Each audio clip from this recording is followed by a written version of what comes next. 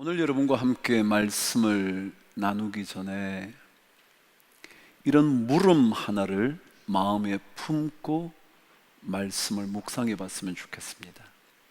이런 물음이요. 나는 내 인생의 역사를 써내려 가고 싶어 하는가? 아니면 나의 삶을 통하여 일하시는 하나님의 역사를 써내려 가고 싶은가? 다시 한번요. 나는 나의 삶의 역사를 쓰고 싶어 하는가? 아니면 나를 통하여 일하시는 하나님의 역사를 쓰고 싶어 하는가? 이 질문이요, 이 물음이요. 우리 모두는 우리의 인생을 멋지게 쓰고 싶어 합니다. 그래서 나의 역사가 두각을 나타내고 그리고 남들 앞에 두드러져 보이기를 기대하면서 살아갑니다. 그래서 모두가 자기 역사를 자랑하고 싶어 할 만큼의 역사가 되기를 원합니다. 그런데 하나님의 사람들은 나를 통하여 하나님의 역사가 어떻게 쓰여질 건가? 거기에 관심이 있어야 합니다. 다시 한번요. 하나님의 사람은 나를 통하여 하나님께서 어떻게 일하고 계시는가? 그래서 나의 삶을 통하여 하나님의 역사가 어떻게 쓰여질 수 있을까? 그것을 생각하며 사는 사람들입니다. 제가 한번 이런 비유를 들어볼까요?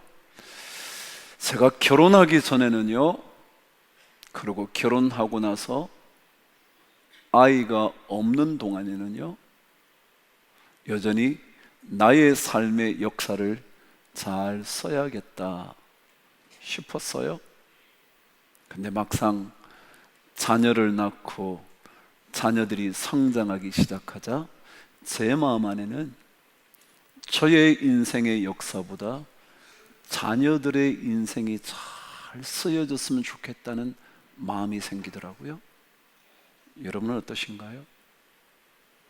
여전히 여러분의 인생의 역사가 잘 쓰여졌으면 좋겠다 생각이 드시나요? 아니면 여러분의 자녀의 인생이 잘 쓰여졌으면 좋겠다, 그런 마음이 있으신가요?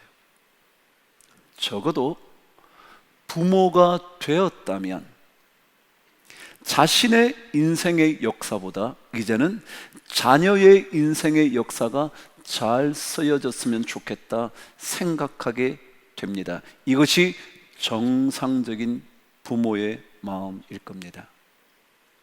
그렇다면 하나님의 사람이 된 여러분과 저에게는 이런 마음 있어야 되는 것 아닐까요? 하나님의 사람이 되고 나서도 여전히 내 인생의 역사를 잘 써가고 싶은 마음이 아니라 하나님께서 어떻게 나를 사용하셔서 하나님의 역사를 써내려 가실까? 거기에 마음을 둬야 하나님의 사람이라 그럴 수 있지 않을까요? 부모가 됐다면 내 자녀가 어떻게 잘 될 수 있을까? 그래서 혹시라도 나의 삶이 자녀의 앞길을 막으면 어떡할까? 그런 마음 있어야 되는 거 아니에요? 그런 것처럼 하나님의 사람이 되었다면 내 인생의 모든 상황과 시간을 통하여 하나님의 역사가 어떻게 나를 통하여 쓰여질 수 있을까? 그런 마음 있어야 되지 않겠냐고요. 제가 하나님의 역사를 써내려 가는 사람의 말씀을 나누며 첫 번째 강조한 단어가 그러나였습니다. 그러나라는 말은 이제껏 인간의 삶 속에서 살아왔던 삶의 역사가 이제부터 주님께서 제시한 새로운 기준에 따른 역사를 써내려 가도록 주님이 말씀하시는 거거든요.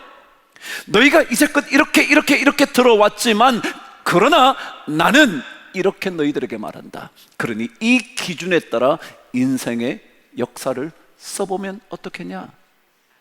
그런 얘기 아니에요? 그 당시에 로마의 지배를 받던 유대인들에게는 고통스러운 시간이 참 많았습니다. 그 중에 하나는 이런 것도 있었습니다.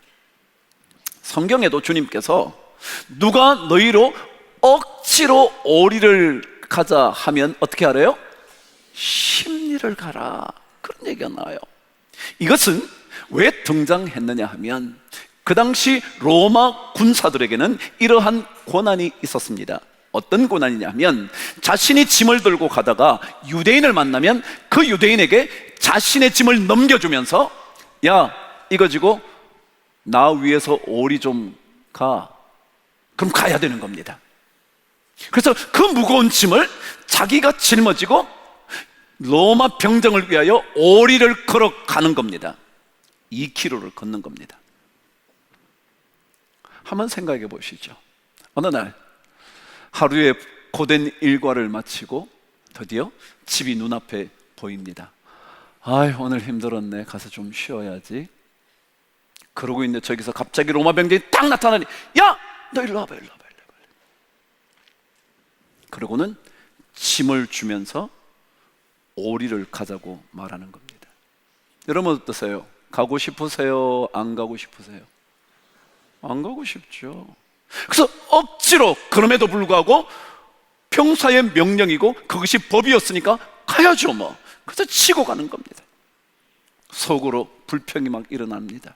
아유, 그 잘못 만나가지고 오늘 일진이 참 좋지 않네.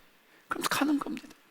그러고 드디어 오리를 가서 짐을 내려놓고 집으로 되돌아와 들어오면서 막 불평을 쏟아냅니다. 아이고, 내가 오늘 집에 다 왔는데 갑자기 로마 병사를 만나가지고 어쩌고 저쩌고. 야, 이게 뭐야, 이게 뭐야, 뭐야, 우리 인생 이게 뭐야. 집안 분위기가 다 어두워집니다. 근데 그것이 우리 인생의 역사라면 주님은 억지로 오리를 가자는 사람에게 뭐요? 십리를 가요. 로마 병정에게, 아, 병사님, 오리 다 왔는데 좀 더 가셔야 됩니까? 제가 가드릴게요. 제가 오리 더 가줄 수 있습니다.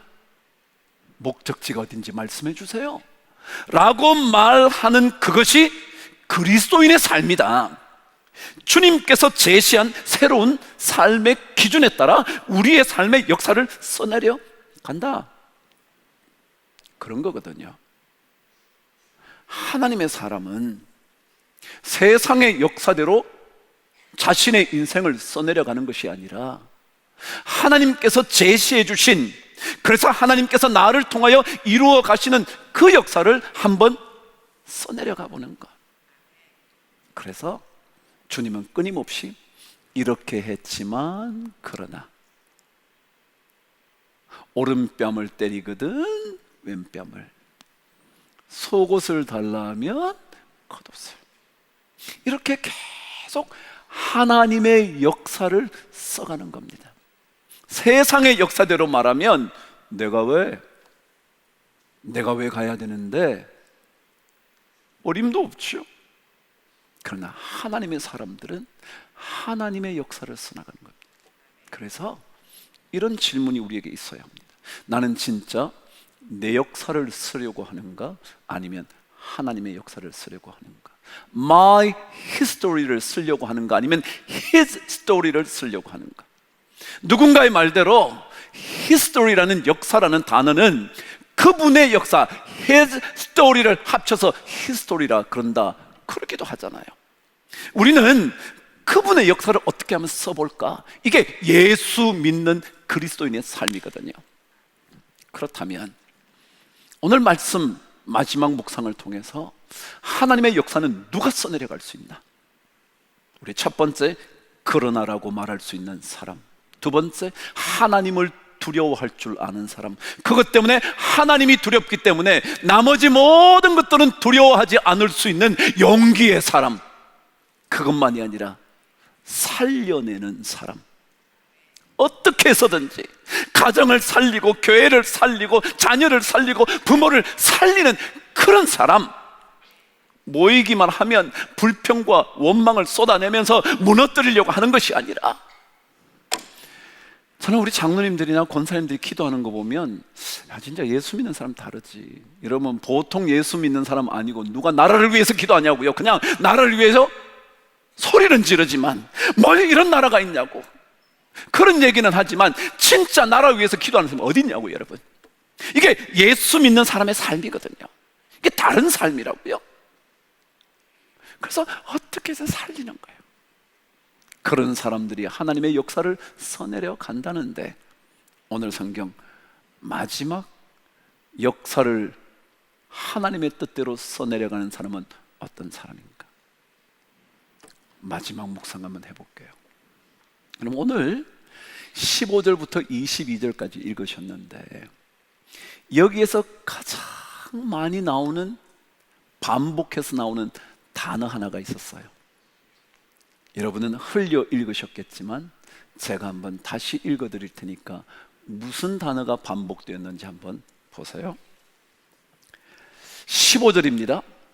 애굽 왕이 히브리 산파.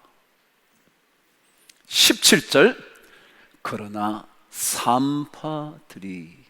18절 산파를 불러. 19절 산파가, 그리고 산파가. 20절 그 산파들에게. 21절 그 산파들은. 16절 한 절을 빼고 전부 다 산파라는 단어가 적혀져 있습니다. 그런데 사실은 16절에도 이르되 너희는 이라고 말할 때 이 너희는 산파들입니다. 그렇다면 15절부터 21절까지 한 번도 빠지지 않고 등장한 단어가 산파입니다.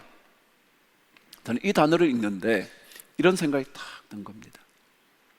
하나님의 역사는 어떤 사람을 통하여 쓰여지냐 하면, 자신의 자리, 자신의 직책, 자신의 환경 속에서 그것을 하나님의 역사를 써내려가는 주님의 기회로 삼는 사람이 하나님의 역사를 써내려간다. 누가요? 산파는 산파로서, 기업가는 기업가로서, 가르치는 사람은 가르치는 일로, 병을 고치는 자는 병 고치는 일로, 마을단의 사람 직원은 직원으로, 사업을 해서 사장은 사장으로, 각자의 자리. 이 여인은 산파였는데 그 산파를 하나님의 생명을 살리는 기회로 삼았다. 그 사람들이 하나님의 역사를 써내려간다. 전 그런 생각이 들더라고요. 난 직장이 없다고요? 혹시 아버지신가요? 아버지라는 직책을 통하여 하나님의 역사를 쓰는 겁니다. 나는 이제 늙어서 아무것도 못하는 늙은 어미라고요? 그 어머니의 삶을 통하여 하나님의 역사를 쓰는 겁니다. 자식인가요? 자녀인가요? 그 자녀의 삶을 통하여 하나님의 역사를 써내려가는 것. 여러분 한번 생각해 보십시다. 산파는 비록 보잘것없는 직책일 것 같지만 굉장히 중요했습니다. 이유는 아이가 태어났어요. 그 태어난 아이의 생명을 마음대로 할 수도 있을지 몰라요. 한번 생각해 보셔요. 만일 산파가 그 자녀를 죽이려고 생각한다면, 산후에 아직까지 제대로 눈조차 뜨지 못하는 어미를 앞에 두고 젖은 물수건 아이 위에 올리면 그냥 아이는 생명을 잃습니다. 말하자면 어린 생명의 생명 죽음을 관장할 수 있는 사람이 산파였습니다. 그래서 애굽 왕은 아이들의 생명을 앗아가는 일을 군인들에게 맡기지 않고 산파에게 맡긴 겁니다. 여러분, 군인들을 동원해가지고요, 야, 동네를 돌아다니다가 아이가 태어나며 울음소리가 나면 그 집에 쳐들어가서 그 아이를 확인해서 죽여버려 라고 말할 수 있었는데, 하나님은, 애굽 왕은 그렇게 하지 않았습니다. 산파를 불러서 죽일 수 있도록 한 겁니다. 말하자면 산파라는 직책을 통하여 이 여인은 하나님의 명령을 수행함으로 하나님의 역사를 써내려 간 겁니다. 여러분, 어떤 직장을 갖고 계시나요? 어떤 일을 하시나요? 어떤 직업에 종사하시면서 여러분의 일을 하시나요? 자영업을 하시나요? 장사를 하시나요? 가르치시나요? 뭘 하시나요? 그 일을 통해서 하나님의 역사 한번 써보자. 하나님의 역사 써보자. 그게 바로 산파를 통하여 우리에게 들려주는 하나님의 음성 아닐까 싶은 거예요. 결론 하나 말씀드리고 말씀을 마쳐볼까요? 그럼 제가 처음에 여러분들에게 제 설교의 제목에 대한 얘기를 했습니다. 하나님의 역사는 누가 써내려가는 거냐고. 그랬더니 여러분 전부 다가 하나님 그랬죠? 근데 제가 왜 하나님의 역사를 하나님의 써내려 가신다고 하지 않고 하나님의 역사를 써내려가는 사람이라고 얘기했냐? 그럼 제가 설교를 시작했었습니다. 결론에는 다시 처음으로 되돌아갑니다. 여러분, 하나님의 역사는요, 진짜 누가 쓰느냐면 하나님이 쓰셔. 그렇지 않아요? 그래요. 저는 하나님의 도구에 불과해요. 하나님이 나를 통하여 일하심으로 말미암아 나는 하나님의 역사를 써내려가는 도구에 불과하고 실제적으로는 하나님이 쓰셔. 왜냐고요? 한번 들어보실래요?